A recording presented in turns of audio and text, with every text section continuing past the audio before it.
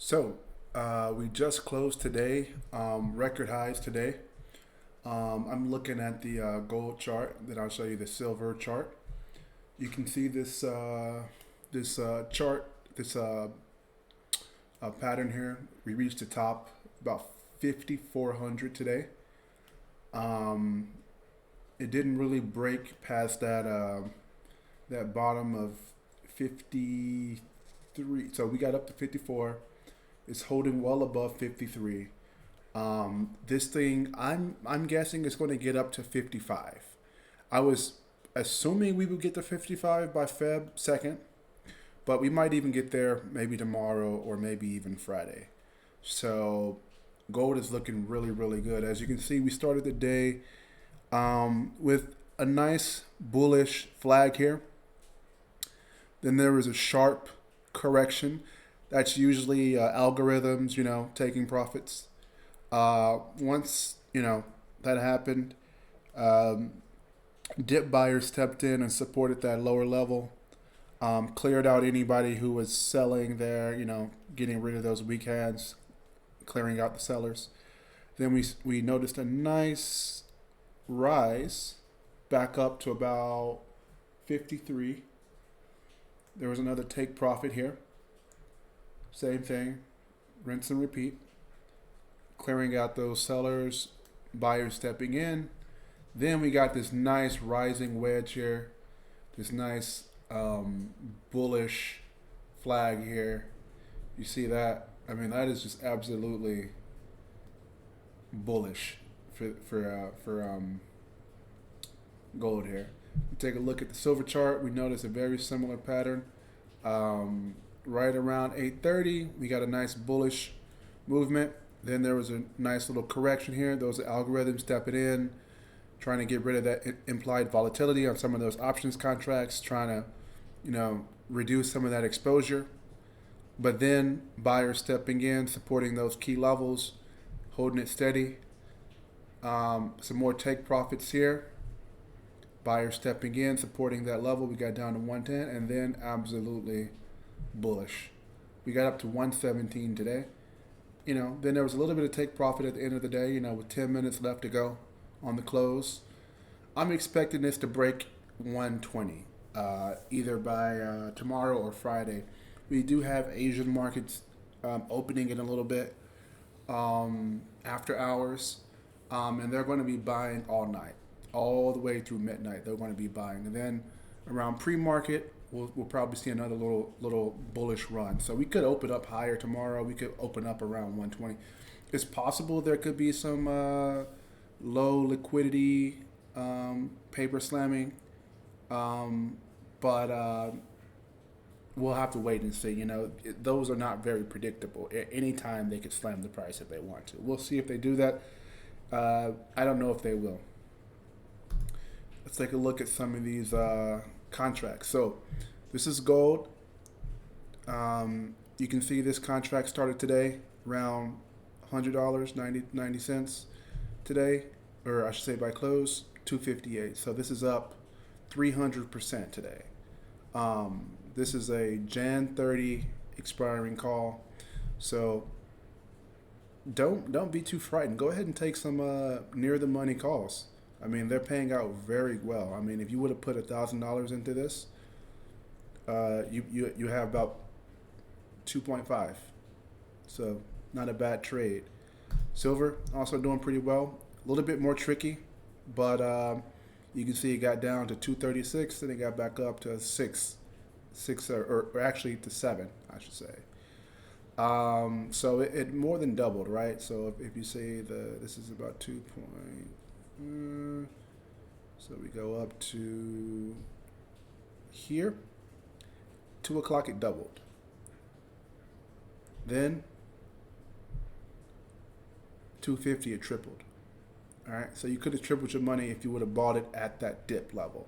If you would have just bought it on the open, you would not have tripled. But you'd be up 50%. So you would have got half back. So that was pretty good there.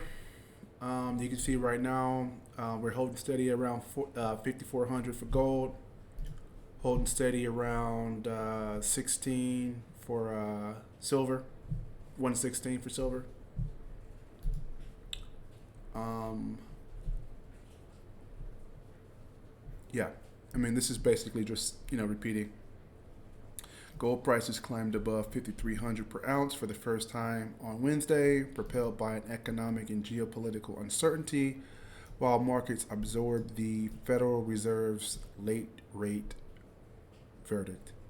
Spot gold was up 2% an ounce by 240 after touching a record of 53.25. Gold futures for February settled 4.3% higher, 43.03. The rally in precious metals have kind of taken a life of their own, said Peter Grant, Vice President and Senior Metal Strategist of Zenith Metals. So there are some articles being written about this move here. Let's take a listen. But my next guest says yesterday's action in silver has all the signs of a meaningful blow-off. But when it comes to gold, that could be a little more difficult to call the top. Let's bring in Jonathan Krinsky, the chief market technician at BTIG. Jonathan, welcome to you. So it's over for silver. Sell it now. Well, I mean, the caveat here is that it actually started to go parabolic back in December. At that point, it was about 60% above its 200-day moving average. And if we go the entire history of silver, outside of the Hunt brothers move in around 1980, that's about as wide of a spread as it's ever gone. And of course, here we are yesterday at about almost double that, over 120% above the 200 days. So we are in rare territory, in some ways on par to that Hunt brothers bubble. But if you look at the action yesterday, you had about over 300 million shares traded in the SLV ETF, all-time record, and on a notional or dollar volume basis, traded about $35 billion worth, which is almost the same as the S&P 500 ETF, the SPY, which you almost never see that. And so, that type of frantic action combined with the intraday reversal does certainly put us on watch for some meaningful correction over the coming weeks and months. What about the rest of the metals? Because I often hear this argument that, oh, well, take a look at so-and-so, that hasn't caught up yet, or that's a lag. And it's like, well, but it depends on what's driving this whole trade. If it's fundamentals, you can make a fundamental case for the price action. But if it's momentum, then they could all get swept up in it. Well, yeah, I mean, I think if you didn't have silver doing what it's doing, gold also look a bit parabolic. It's about 35% above its 200-day. That is about as wide as we typically see for gold. You also are kind of around that even 5,000. So keep in mind, I mean, this is Jan 27. It's only Jan 28 today. So we saw that much of an increase. Every time they suppress the price, every time they kind of smash it down, it just roars right back. It's pretty impressive. I'm very impressed with precious metals. Number, which the round numbers do tend to have some psychological impact. So again, gold's up now the 6th day in a row. The last 5 days, it's been up over 1.3% each of those days. That's never happened in the gold ETF's history. So there's just a lot of signs that things are stretching the upper thresholds here. Again, we didn't think we'd be here a month ago, and here we are. But that doesn't change the fact that things are certainly overheated by technical standards. Why do you think it will be harder to call the top for gold than the other metals? And is part of that because of the different kind of parties that might be involved? Can you tell if it's central banks buying gold that's driving the price up right now, or is it kind of all sorts of financial market participants? It's probably a mix, as it always is. I think if you look at some of the retail, where you can find data on retail, they're certainly heavily involved in both gold and silver. On the options market, you're certainly seeing that reflected as well. So, look, gold, like I said, I think if we take silver out of the equation, gold itself is certainly stretching the thresholds historically of what it's done. But it hasn't had the So, I mean, they're saying they can't call a top. I'm saying the top is going to be maybe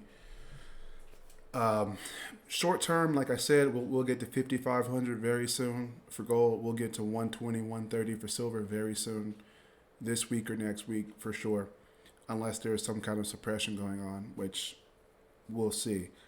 Other than that, where could it go? This year, we could see $50,000 gold this year.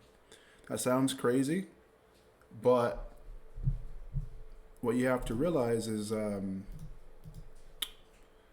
zoom out. Let's just go on the 1 year, right? You know, if you look at the 1 year, we went from 53. We went to 53 from 52, right? Over a 7% increase. That happened in 1 day, right? And just look at that green candle, right? You zoom out even more.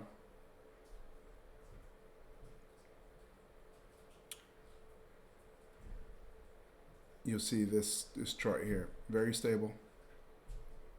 And then we just get this parabolic move. So when you see that, yeah, I have no doubt that we'll get to 50,000 probably by December of this year. 12 more months of this, yeah, we'll get to 50,000. That's a 10x increase, but it's very likely, in my opinion. We look at silver. Some people are saying $1,000 silver. I think we could blow past $1,000 silver this year. I mean, if you look at this, it's basically not even registering really on the chart up until October. It's not even registering on the chart. And then we get right around January, we get these massive spikes. So 2026 is going to be the year of precious metals. We will blow past $1,000 an ounce for silver. We'll blow past $50,000 an ounce for gold. So that's my prediction. I'll keep you updated on price movements. Have a good one.